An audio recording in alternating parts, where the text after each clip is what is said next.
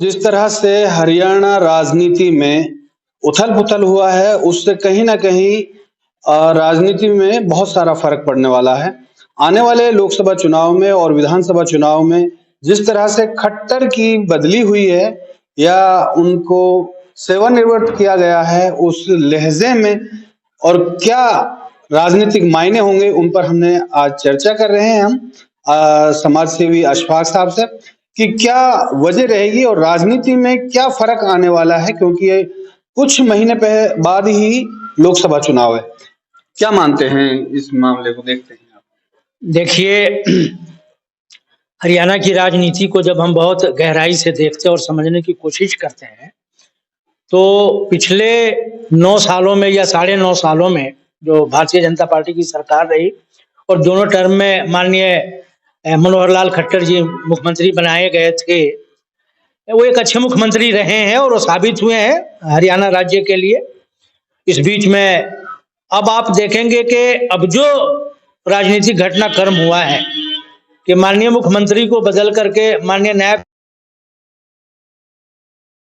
पीछे जो मुख्य कारण है वो ये है कि अब लोकसभा का चुनाव नजदीक है, कल परसों में 2-4 दिन में घोषणा होने वाली है और भारतीय जनता पार्टी के जो रणनीतिकार है वो चाहते थे कि हरियाणा में लोकसभा के चुनाव से पहले जाट और नन जाट का जो मामला है वो उफान पे हो, तूफानी शक्ल इख्तियार कर ले, ये भाजपा के रणनीतिकार चाहते थे।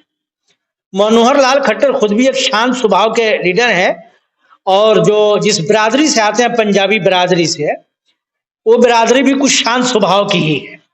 इसलिए पंजाबी होने के नाते जाट और पंजाबी में कोई खास जो है ना उफान नहीं आ पाया। कोई जाट और नन जाट की राजनीति बहुत जो है जलवंत नहीं मुद्दा बन पाया। नहीं, यहाँ पर मैं रोकना चाहूंगा कि जिस तरह से नन जाट को सीएम बनाया, उस तरह से जाट समुदाय में एक विरोध रहा है और क्या इसको सैनिक को एक्सेप्ट कर पाएगा जाट समाज, क्योंकि ये बहुसंख्यक है हरियाणा में। देखिए, मैं बिल्कुल स्पष्ट हूं और भारतीय जनता पार्टी के रणनीतिकार जानते हैं कि भारतीय जनता पार्टी को जो हमारे हरियाणा के जाट हैं, वो जाटों का 90% लोग भारतीय जनता पार्टी को वोट देने नहीं जा रहा है, ये वो स्पष्ट है।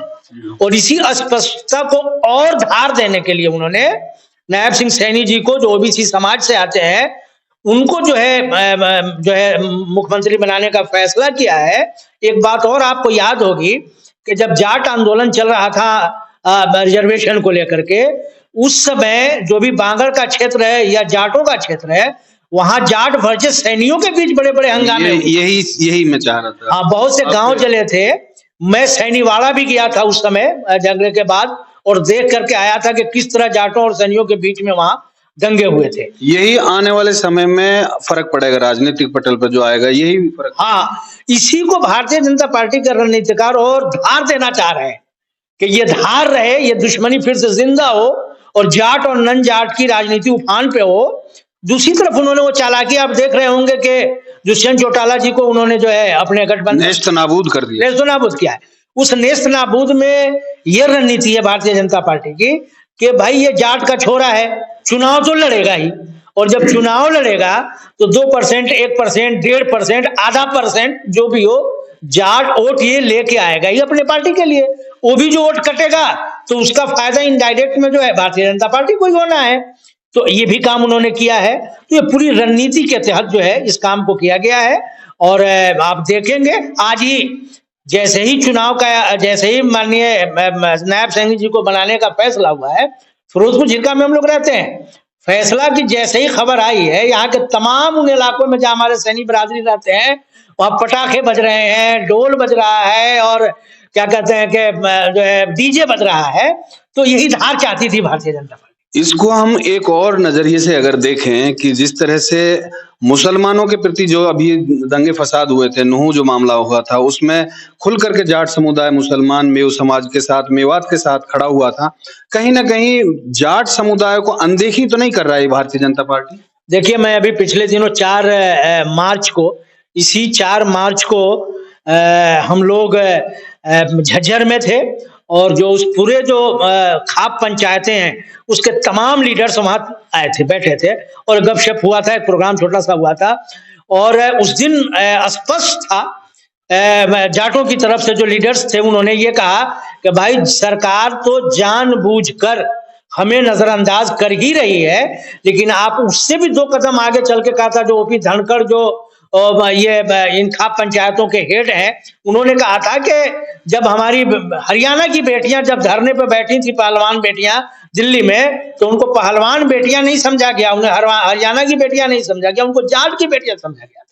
तो भारतीय जनता पार्टी इन बातों को कह करके जाट और नन जाट करके वो ध्रुवीकरण करना चाहती है और ध्रुवीकरण करके जो है चुनाव में आगे बढ़ना चाहती है।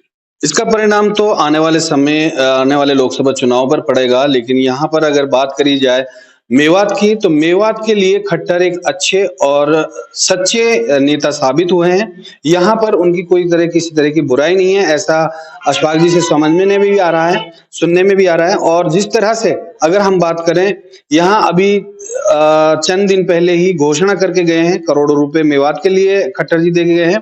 कहीं ना कहीं जो एक नरम मिजाजी मुस्लिम का मेवातियों का जो बीजेपी के प्रति था, शायद सैनी के मुख्यमंत्री बनने के बाद ये ना हो। खैर, ये तो भविष्य की बात है, भविष्य में क्या हो।